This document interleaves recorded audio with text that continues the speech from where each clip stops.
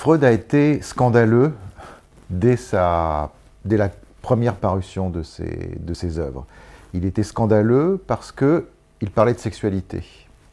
Il parlait de l'importance de la sexualité dans la construction psychique des enfants et des futurs adultes. Et la place que le plaisir, le désir, et surtout le refoulement de ce désir pouvait créer, c'est-à-dire toute la création de l'inconscient, était absolument un scandale au moment où tout ça a été conçu. Pour la société viennoise de la fin du 19e siècle et du début du 20e siècle, toutes ces questions étaient des questions taboues. Les enfants étaient des anges, la sexualité des adultes relevait de la chambre à coucher, point. Donc, il a toujours créé scandale. L'existence à l'intérieur de nous de toute une série de désirs refoulés, de désirs qui conduisent aussi à l'autodestruction, qui conduisent à certaines ambivalences dans la vie courante. Tout ce qui nous agite à l'intérieur, derrière le discours construit, le discours policé que nous utilisons dans la société. Tout ça était absolument terrible. Et puis, petit à petit, les années ont passé, effectivement, et tout ça est devenu très banal. Il y a eu l'explosion de la libération sexuelle, et on s'est aperçu, effectivement, à quel point la sexualité était quelque chose d'important dans nos vies, et à quel point la libération de cette sexualité était aussi une libération psychique, et une libération des liens sociaux dans la société dans laquelle on vit.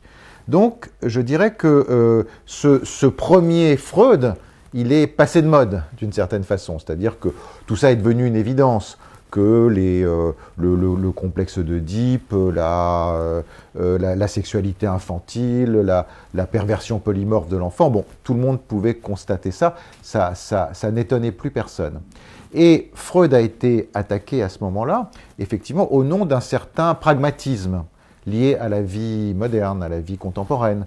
Il faut aller beaucoup plus vite. Imaginer des cures qui durent des années, qui coûtent aussi cher, enfin tout ça ne convenait plus. Il fallait quelque chose qui réponde très rapidement à des demandes et qui réponde très rapidement aux questions que les gens se posent. Donc, je dirais que la deuxième série d'attaques, elle portait plus sur les théories de départ, mais sur le fait que l'existence même de l'inconscient et de traiter les gens en explorant l'inconscient est quelque chose qui n'était plus de mise. Mais dans le même temps, on se rendait bien compte que si on n'allait pas jusqu'au fond de tout ce que l'inconscient nous révèle, dans la place qu'il occupe, dans les liens sociaux, dans la place qu'il occupe aussi dans tous les événements majeurs du XXe siècle, la Shoah, les génocides, toute la destructivité que les hommes utilisent entre eux, eh bien, quelque chose manque à la discussion. Et donc, Freud a rencontré et rencontre encore autant de défenseurs que de personnes qui l'attaquent. Les défenseurs au nom, je dirais, d'une richesse et d'une complexité de ce qu'est la vie psychique, et ceux qui l'attaquent, qui veulent faire l'économie de cette complexité. Freud a fait une découverte absolument fondamentale, c'est l'importance du sexuel. Le sexuel, ce n'est pas seulement la sexualité au sens de l'acte sexuel, c'est l'importance du plaisir, et que le plaisir, il se situe dès la naissance, dans tout le corps de l'enfant et dans le rapport que l'enfant va avoir avec son environnement, à commencer par le sein maternel, le biberon, les premiers contacts et les premiers touchés. Que tout ça, ce sont les prémices d'une sexualité qui va se développer par la suite sur ces bases-là. Et que ces bases-là, des 3-4 premières années de l'enfant, sont fondamentales dans la façon dont, justement, le sexuel va se structurer, se former dans son esprit, se fabriquer. Comment il va s'approprier son corps, ses organes sexuels, s'il est un garçon ou s'il est une fille, son désir, ses orientations sexuelles, à partir de tout ce qui lui est offert par son environnement et par le monde qui l'entoure. Comment il va fabriquer à la fois des pulsions, des besoins qui vont le pousser vers l'autre, et en même temps des peurs, des angoisses, qui vont faire qu'il se replie sur lui-même et qu'il est éventuellement dans des processus d'autodestructivité. Tout est là, c'est-à-dire tout se joue encore une fois dans ces premiers contacts et dans la façon dont le monde est offert à l'enfant. C'est les fondations de la maison. Et après, la maison, c'est-à-dire la sexualité de l'adulte, se construit sur ce sexuel de l'enfant et sur la façon dont il a investi son corps et ses organes. Donc ça, je dirais que c'est une donnée universelle pour la psychanalyse. Maintenant, bien évidemment, selon les cultures, eh bien, selon la façon aussi dont les cultures et les époques élaborent la question de la sexualité et des interdits liés à la sexualité, tout ça influe sur le sexuel de l'enfant. Mais il y a cette donnée universelle qui est que l'enfant est pris dès sa naissance entre la fusion avec l'autre, entre le fait d'être dans un corps à corps avec l'autre, avec le corps à corps maternel, le corps à corps paternel, avec son environnement, et l'angoisse de devoir se séparer, s'autonomiser, se construire, accepter son corps et sa sexualité. Alors, la psychanalyse, c'est on pourrait dire, une science de l'émancipation. L'émancipation, au sens où elle émerge au tournant du XXe siècle, quand l'individu, dans les sociétés occidentales, s'émancipe d'un certain nombre de contraintes, de morale et d'appartenance.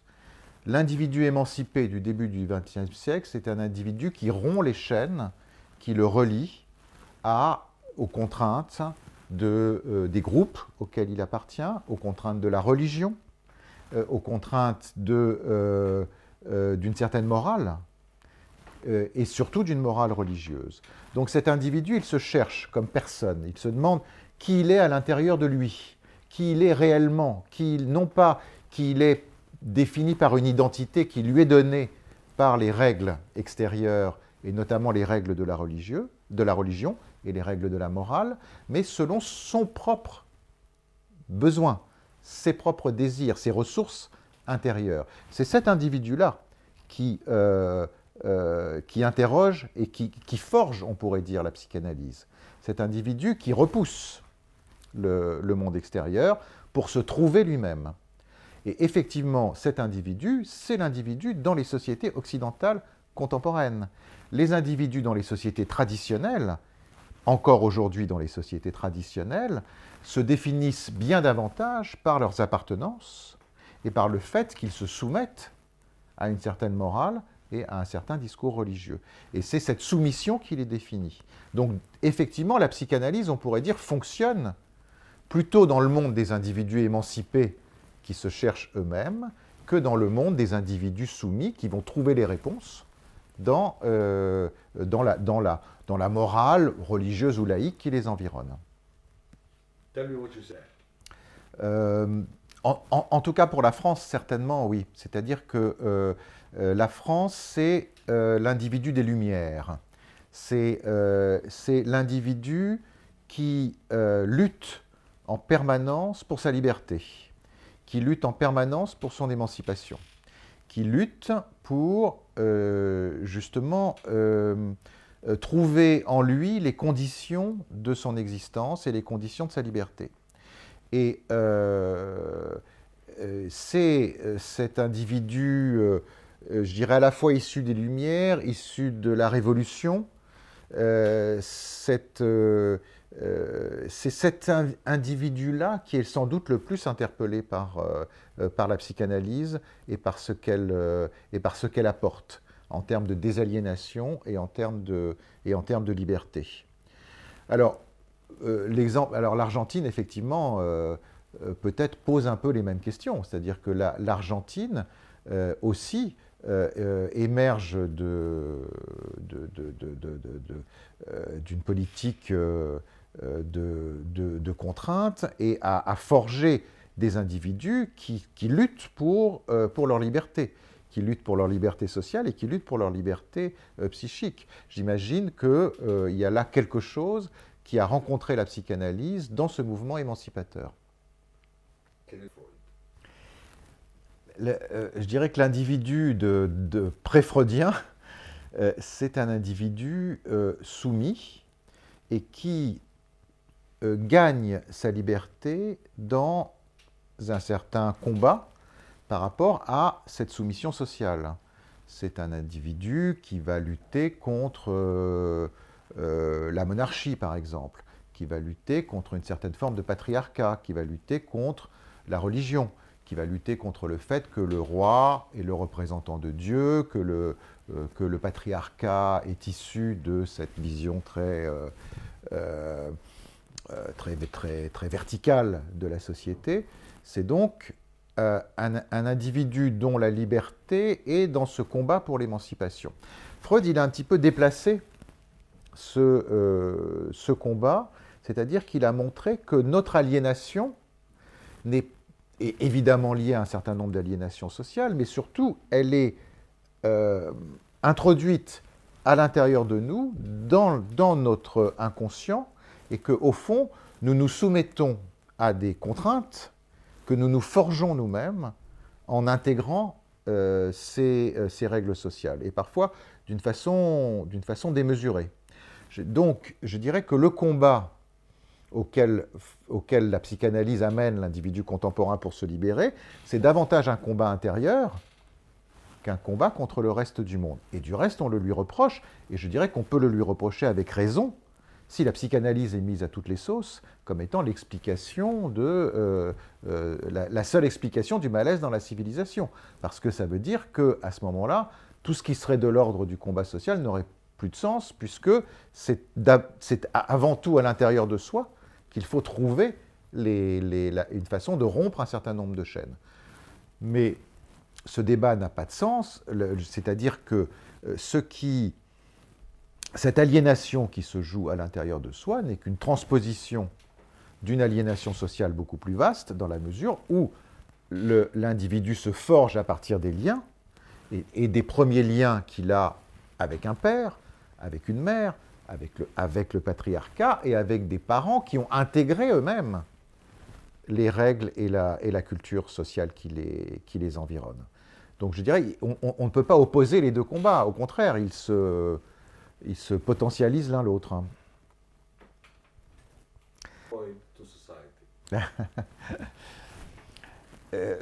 Freud n'avait peut-être pas mesuré à quel point cette libération de l'individu des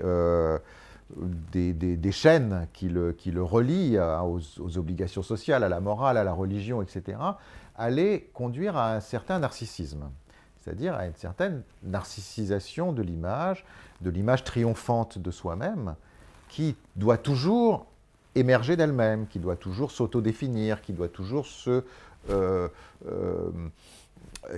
contempler dans un miroir ou dans un selfie pour authentifier le triomphe dans lequel il est. Donc, effectivement, mais Freud n'y est pour rien. Freud n'en est finalement que le descripteur de la société dans laquelle on est. Il ne la crée pas. En favorisant un tel éclairage sur les individus comme étant des êtres autoproclamés et des êtres exceptionnels, et où chacun doit en permanence trouver sa propre exception, eh bien, on favorise un autre malaise dans la civilisation, qui n'est plus un malaise lié aux enchaînements de la culture et de la morale, mais un malaise lié à cette angoisse d'être soi, cette fatigue d'être soi, le fait de devoir se trouver au-delà de toutes les appartenances. Et effectivement, le selfie, c'est un peu la représentation de ça. Okay. Alors, Freud n'a pas pulvérisé la famille, loin de là. C'est beaucoup plus tard que certains descendants de Freud se sont attaqués à la famille comme étant davantage, finalement, un lieu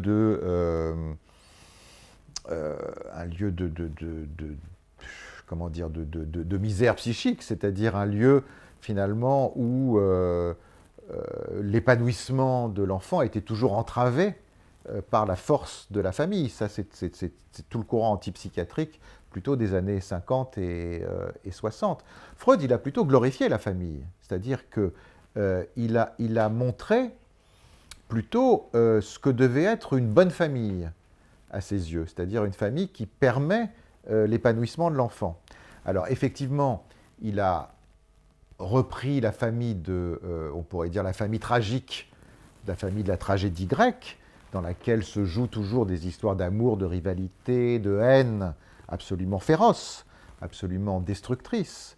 Mais en même temps, dans un même mouvement, il montre que seule cette famille permet la construction psychique parce que justement, elle permet, à travers l'amour et la haine, à travers la constructivité et la destructivité, de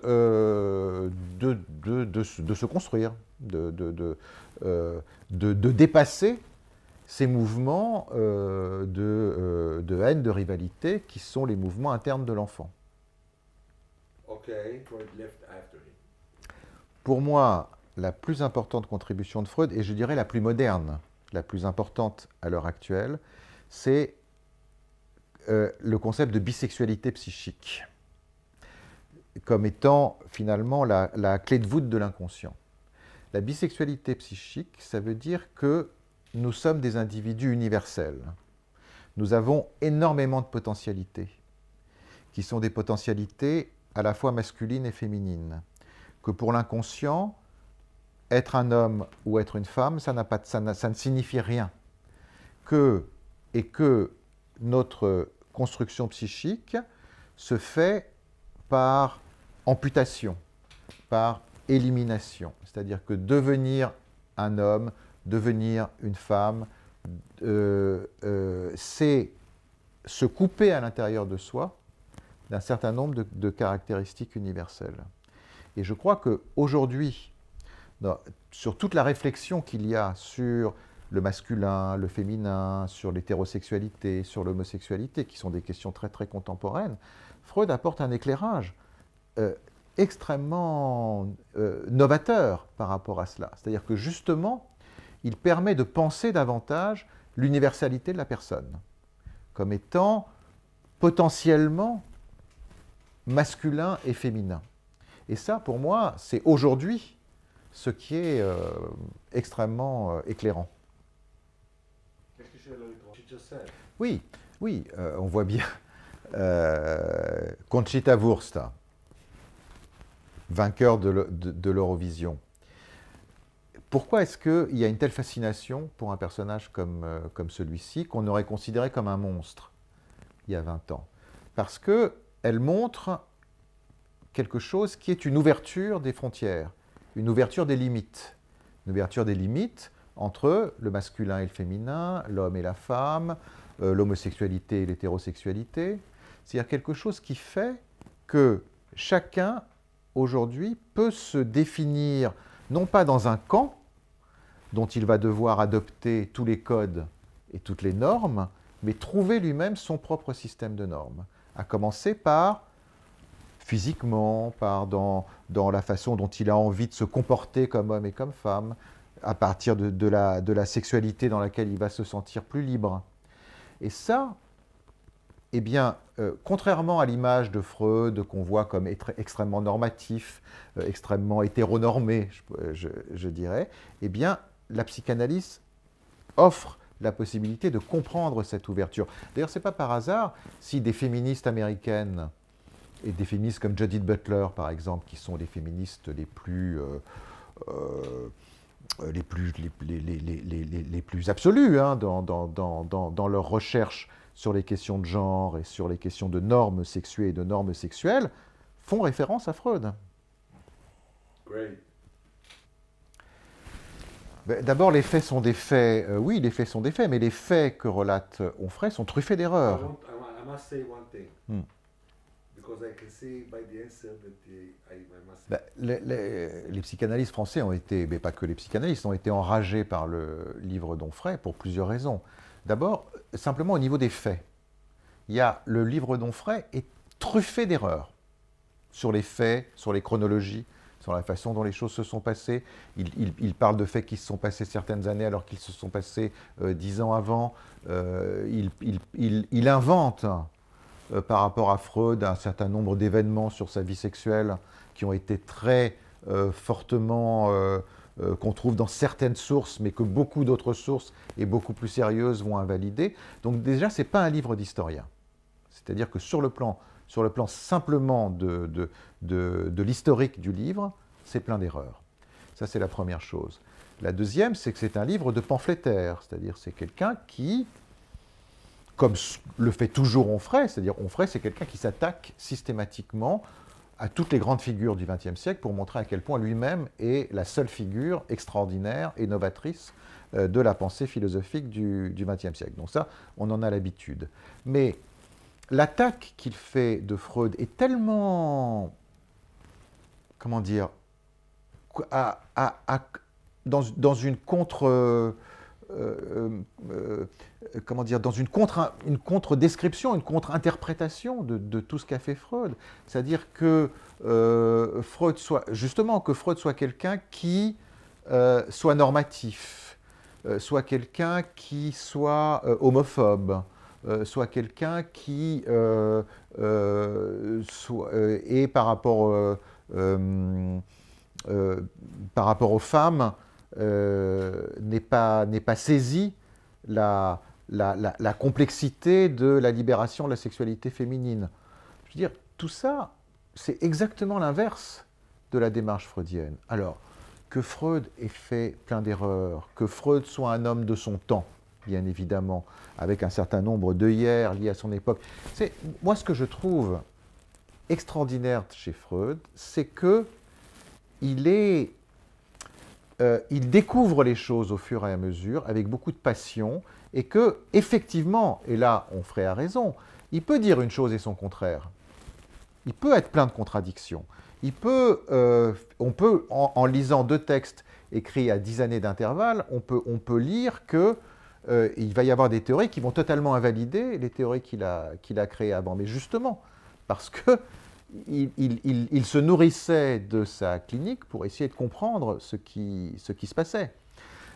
Et que le grand tort de Onfray, c'est de lire Freud comme une pensée fermée, une pensée close sur elle-même, alors que ce sont les bases d'une ouverture qui ont permis à 3 ou 4 générations de psychanalystes maintenant de puiser un certain nombre d'éléments pour pouvoir les retravailler, les refabriquer, les reformer, des Winnicott, des Mélanie Klein, des Didier Anzieux, des Lacan, etc.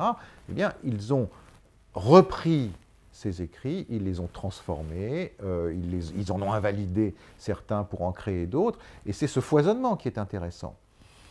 Les psychanalystes ne sont pas dans des sectes et dans des chapelles comme on lit la Torah et comme on essaierait d'annoncer des vérités à partir des textes de Freud. Ce sont des gens qui, à partir de leur clinique, à partir de leur travail, se servent de ces bases-là pour forger d'autres outils. Il y a des dizaines de nouveaux modes de psychothérapie, plus ou moins issus de la psychanalyse, qui sont nés aujourd'hui et qui s'éloignent considérablement de la psychanalyse et de la cure type. Je dirais que l'accusation principale d'Onfray, c'est-à-dire sur le fait que la psychanalyse n'est pas une science, mais qu'elle est née de la subjectivité d'un homme, est une accusation absurde, parce que c'est justement l'essence même de la psychanalyse. L'essence même de la psychanalyse est que c'est une théorie subjective, c'est une théorie qui part, c'est une théorie du transfert et du contre-transfert, c'est une théorie qui part de l'expérience de chacun pour pouvoir trouver ses propres fondations. Parce que c'est une théorie de la relation humaine.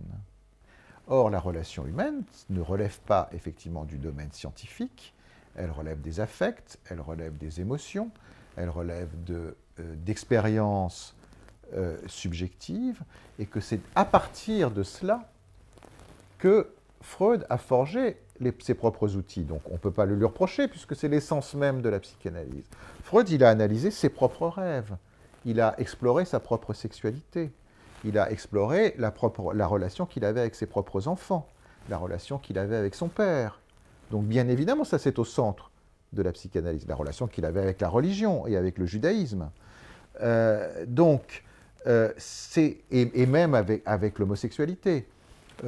L'histoire de la psychanalyse, c'est des histoires d'amour passionnel entre Freud et certains de ses disciples, comme Fliess par exemple, ou comme Jung, qui sont des histoires homosexuelles sublimées d'une certaine façon, et qui lui permettent aussi de forger certains outils sur l'homosexualité inconsciente, sur la rivalité. Donc, l'expérience subjective de la vie de Freud, elle est au centre de sa théorie. C'est à partir de ça qu'il l'a forgée.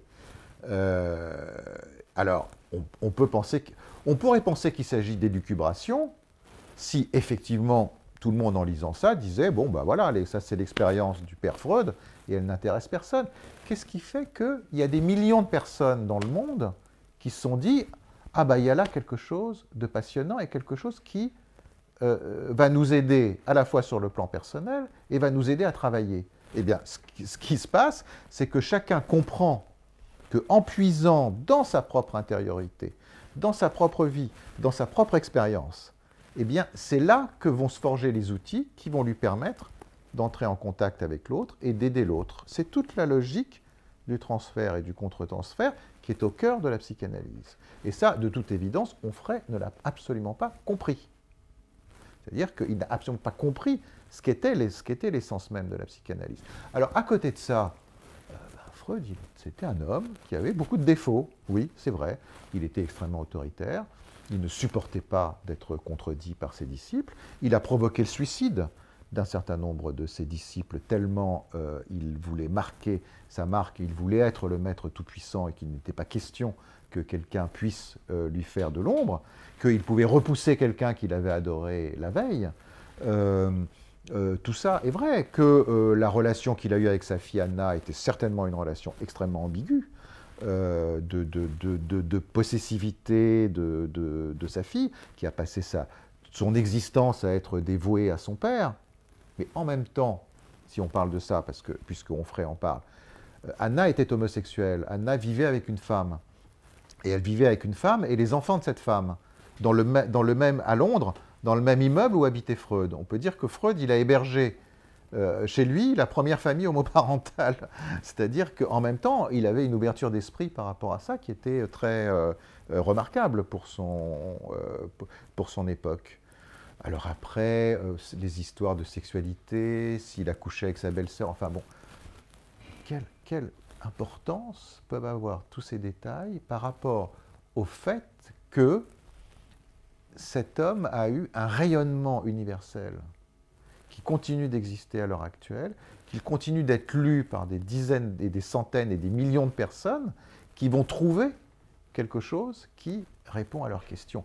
J'ai envie de dire que les vociférations d'Onfray sont absolument sans intérêt par rapport à cette réalité-là. Je pense qu'Onfray est jaloux du rayonnement de Freud, tout simplement. Onfray se veut dans un rayonnement personnel, je dirais le même rayonnement dans lequel Freud a été et toujours depuis le siècle dernier, c'est-à-dire dans ce mouvement émancipateur, dans ce mouvement de libération du peuple. Et Onfray, à sa façon, cherche à déboulonner un certain nombre d'idoles, Freud, mais beaucoup d'autres, et Nietzsche, et Sartre, et Camus, et enfin bon, tout un tas de personnes, comme si c'était sur ce déboulonnage des idoles qu'il allait pouvoir asseoir sa gloire personnelle.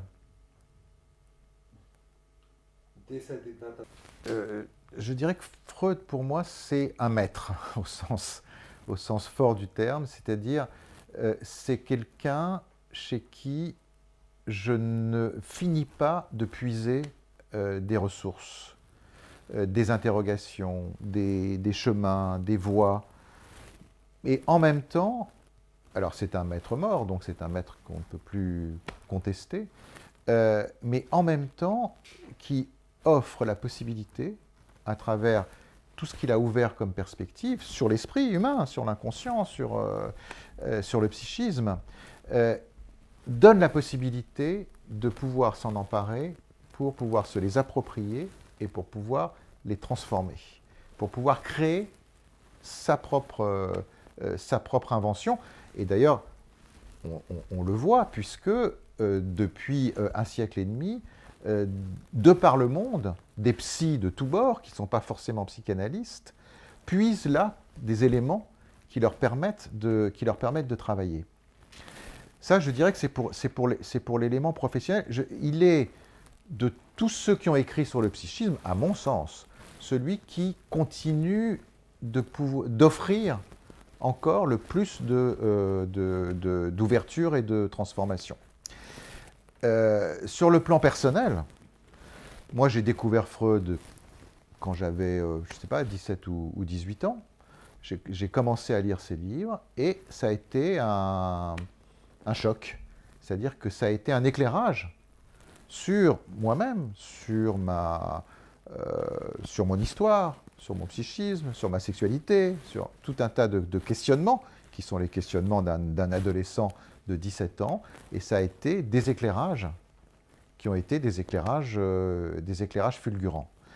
Maintenant, si Freud était vivant, j'adorerais l'écouter, j'aurais pas forcément envie qu'il soit un ami. Je pense que c'est quelqu'un qui, dans son intransigeance, dans sa soif d'être lui-même, était quelqu'un certainement de difficilement fréquentable.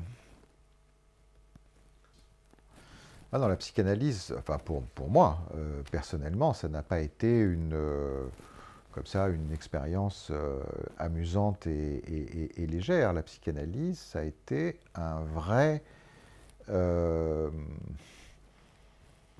une vraie bifurcation dans mon existence. C'est-à-dire, ça a été ce qui m'a permis d'être moi, tel que je suis aujourd'hui, c'est-à-dire de repenser un certain nombre de mes fondations et de